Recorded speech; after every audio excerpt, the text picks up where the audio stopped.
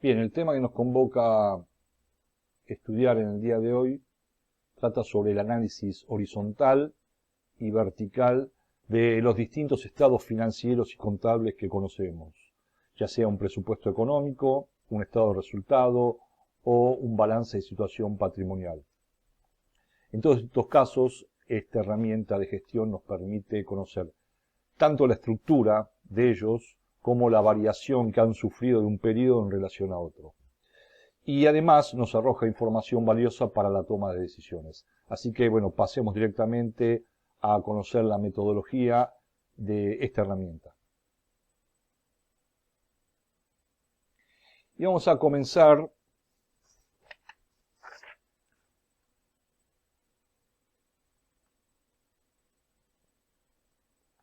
por conocer, en primera instancia, lo que se entiende por un análisis vertical.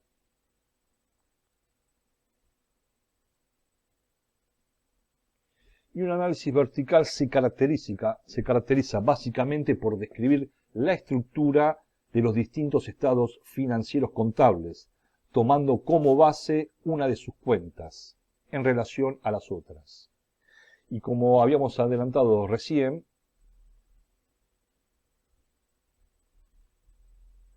tanto lo podemos hacer desde un balance de situación patrimonial,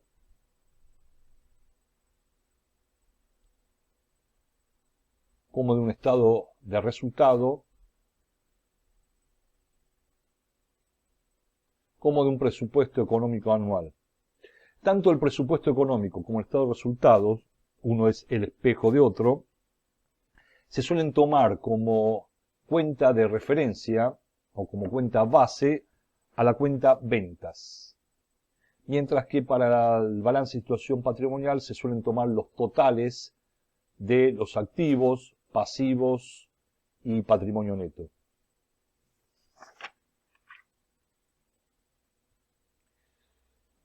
Bien, un ejemplo de un presupuesto económico o estado de resultado muy acotado y muy sintético puede ser este, en donde le hemos dado valores para que sea más significativo el entendimiento de su metodología.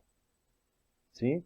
Tenemos ventas, costo de mercadería vendido, contribución marginal, que es la primera diferencia, se le restan los gastos, y esto nos da un resultado operativo, se le restan los intereses y los impuestos, y esto nos estaría dando el resultado del ejercicio, con sus valores. Y un ejemplo típico de un balance de situación patrimonial es aquel en donde nos muestran el activo y dentro del activo el activo corriente, el activo no corriente, con su total, el pasivo corriente y el pasivo no corriente y su respectivo total. Y finalmente la cuenta patrimonio neto, cada uno con sus subtotales y totales.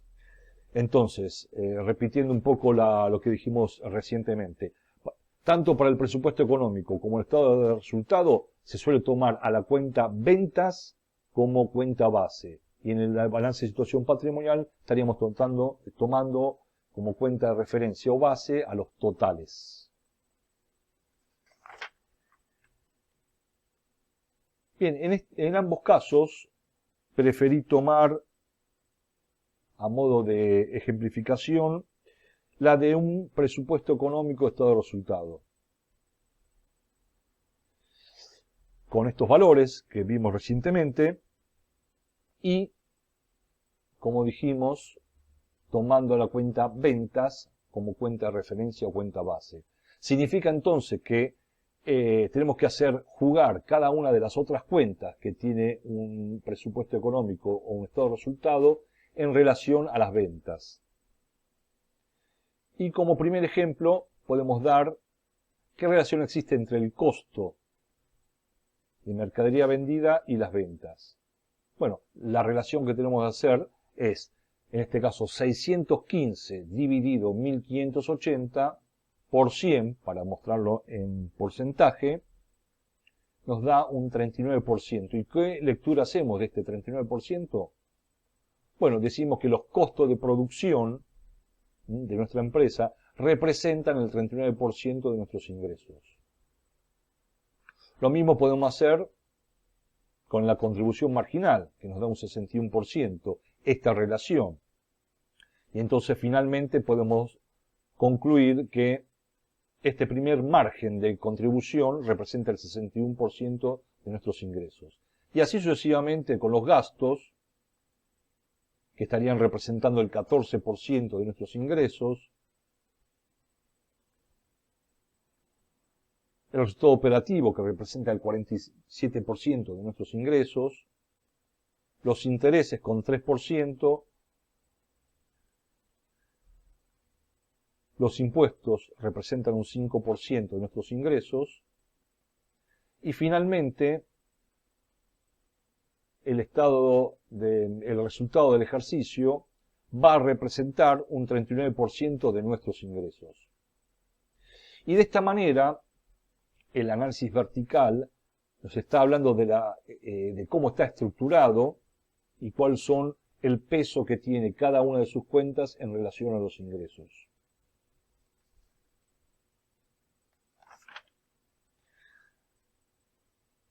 Si hacemos lo mismo con un balance de situación patrimonial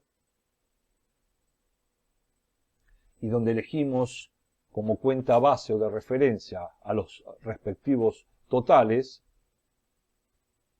bueno, podemos decir, por ejemplo, que el 40% de nuestras inversiones es lo que representa con respecto al total de nuestros activos. O el 18% del total de nuestros activos corrientes representan lo que tenemos en caja y banco. Y así sucesivamente para cada una de las del resto de las cuentas.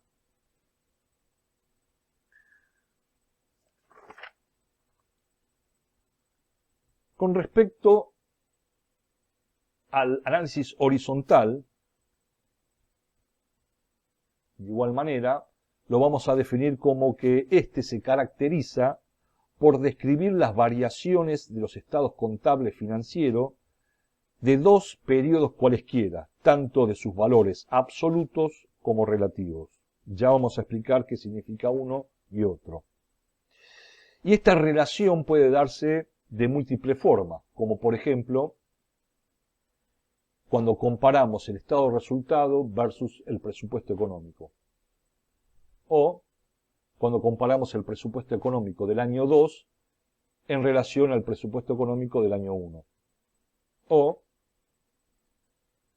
el estado de resultado del año 2 versus el estado de resultado del año 1.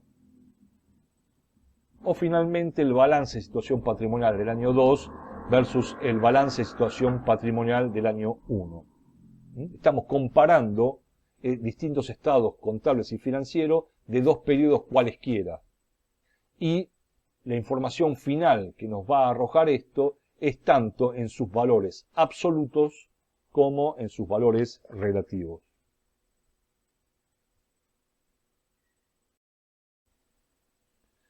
Bien, elegimos para entender la metodología de un análisis horizontal a un estado de resultado y a un presupuesto económico. Recordemos la misma estructura del estado de resultado y el económico.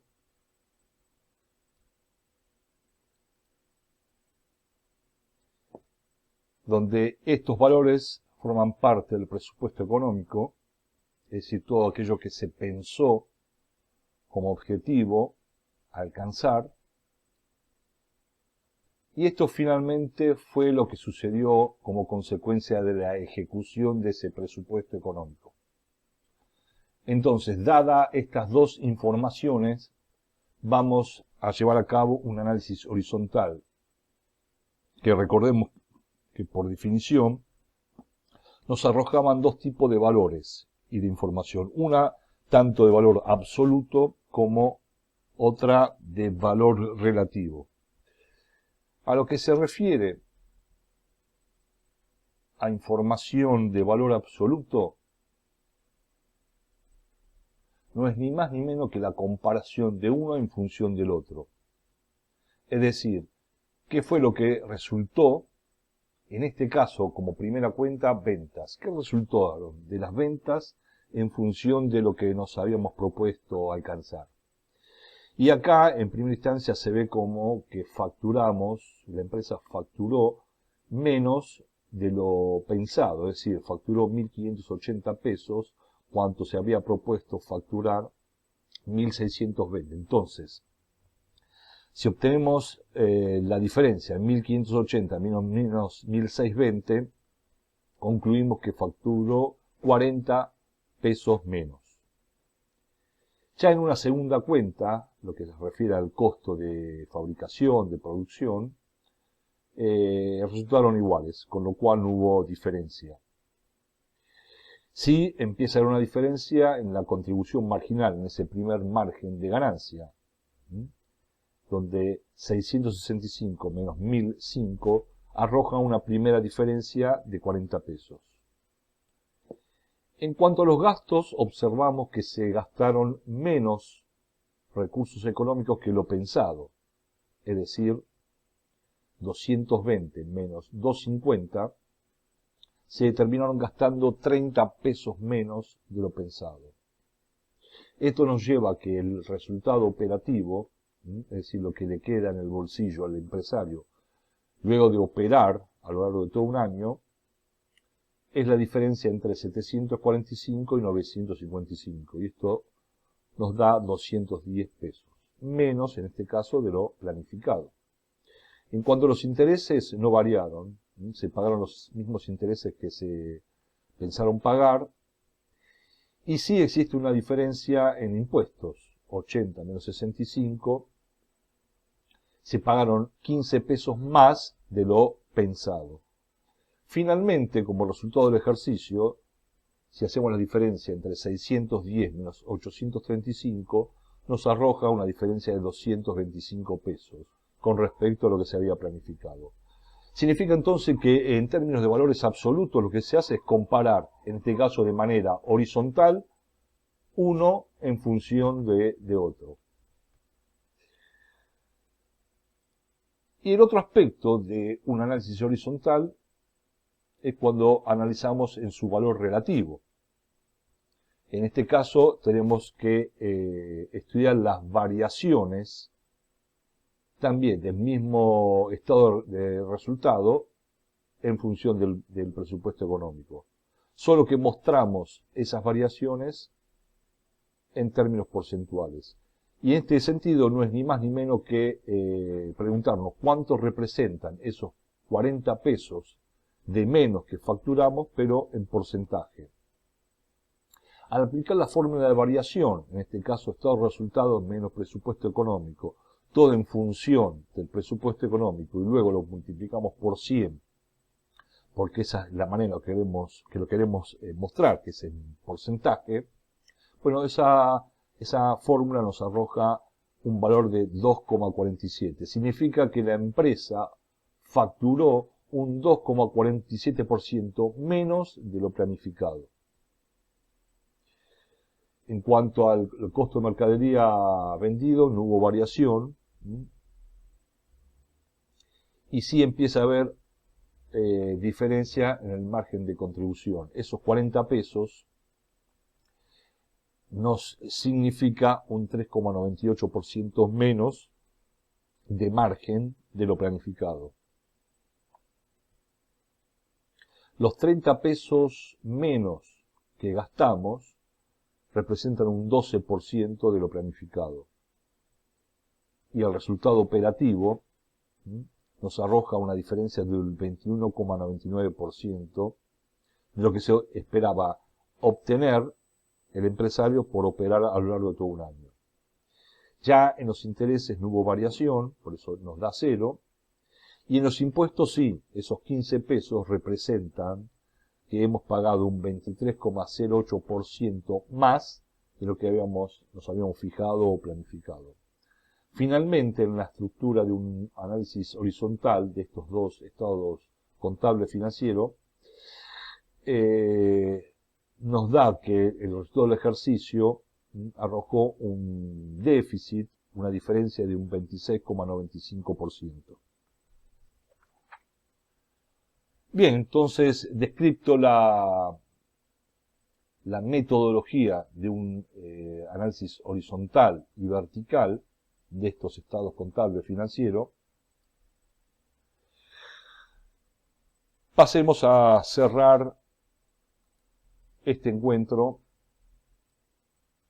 diciendo que, de acuerdo a lo que nos habíamos propuesto, mostramos lo que es un análisis vertical y vimos que están ancladas las distintas cuentas de un estado de resultado o presupuesto económico o un balance. Están, en este caso, vimos como ejemplo un estado de resultado que está anclado en una cuenta llamada ventas y cómo pivoteamos cada una de las cuentas que tiene un estado de resultado en función de las ventas. Y también acabamos de ver que en un estado horizontal obtenemos dos tipos de informaciones, tanto en su valor absoluto, en su diferencia, como en su valor porcentual. Significa entonces que esta herramienta permite conocer cómo está posicionado en la actualidad una organización y a partir de allí puede colocarse otros desafíos, otros metas de equilibrar algunas de los déficits o algunas de los desvíos importantes que se había propuesto generar, ya sea reformulando los objetivos o siendo mucho más preciso e eficiente en la colocación de estas metas.